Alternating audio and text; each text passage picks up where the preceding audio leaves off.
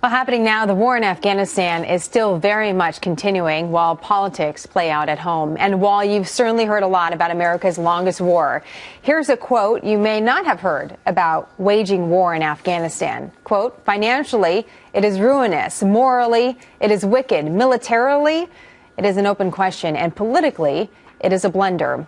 The man who said that is not an American at all, but a young Winston Churchill who fought in the tribal areas of Pakistan against what our next guest describes as the great-great-grandfathers of the modern Taliban movement. Con Coughlin just published a book, Churchill's First War, Young Winston in the Fight Against the Taliban, and says that we can look to Churchill for guidance on our way forward in Afghanistan. He's also the defense editor for the British newspaper, The Telegraph, and it's nice to have you back on the program, Con.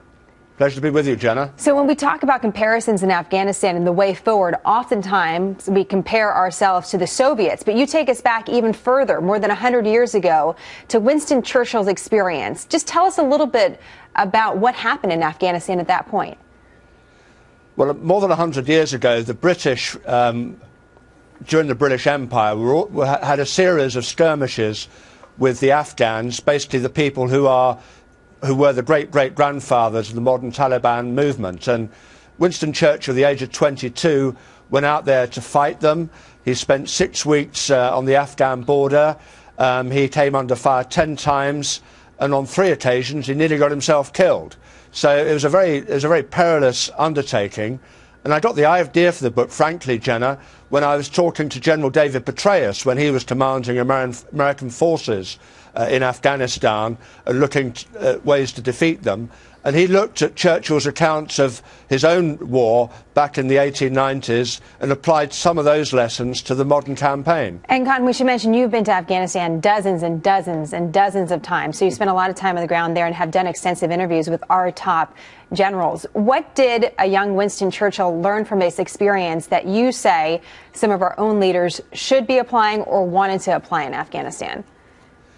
Well, yes, Jenna, I've been going there. I covered the Soviet withdrawal from Afghanistan in the 1980s. So, you know, I've invested a lot in this country over the years. And I think the fundamental lesson that you learn from Winston Churchill when he was 22 is it doesn't matter how much military force you apply in this country, the ultimate resolution is going to be political. And I think looking at the modern conflict and the drawdown of American forces by the end of this year, I think the fundamental problem we're looking at is there is no prospect of a political settlement with the Taliban. And I think that could store up a lot of problems for America and its allies looking forward. There's a fundamental issue with that, as you know, Con, for us as Americans in our foreign policy. When we talk about negotiating with the Taliban and bringing them to the table, we have always said that we do not negotiate with terrorists. So how do you think we reconcile that? What would be your advice on how to reconcile that desire not to negotiate with terrorists, but yet not make the mistakes of past countries? Well, the question there is whether the Taliban movement is a terrorist organisation or a nationalist movement.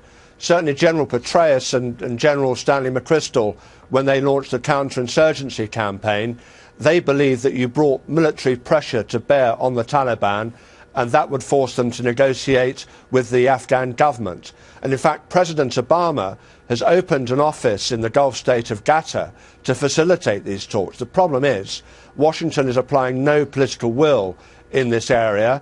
Basically, the Obama administration seems to have given up on the Afghan conflict. And as I say, without a political settlement, you are looking at a very dangerous prospect when American and other troops come out at the end of this year. There's every possibility Al-Qaeda and other Islamist terror groups, these are proper terrorist groups, sure, come back and use it to attack America and other countries. And you correctly point out, I just want to mention that the Taliban and the designation as a terrorist organization it's designated for a specific group in Pakistan, and the overarching Taliban is not designated as a terrorist organization. Al-Qaeda is. So there is some semantics that are important for how then it's used in policy. Con, could you just, in this brief moment that we have before we end, what would an ideal political settlement look like? If we did have the political will, what would it look like? Well, we would have a reconciliation between the Taliban and the Karzai government. and they would agree to work together to keep the country free from terrorists. I mean, the fundamental demand for America and the West is to make sure that Afghanistan is never again used as a safe haven for groups like Al-Qaeda to carry out terrorist attacks against our major cities. It's nice to have someone of your expertise, Con, join us. And fascinating book. Can't wait to read it. Look forward to having you back as always. Thank you very much. My pleasure, Jenna.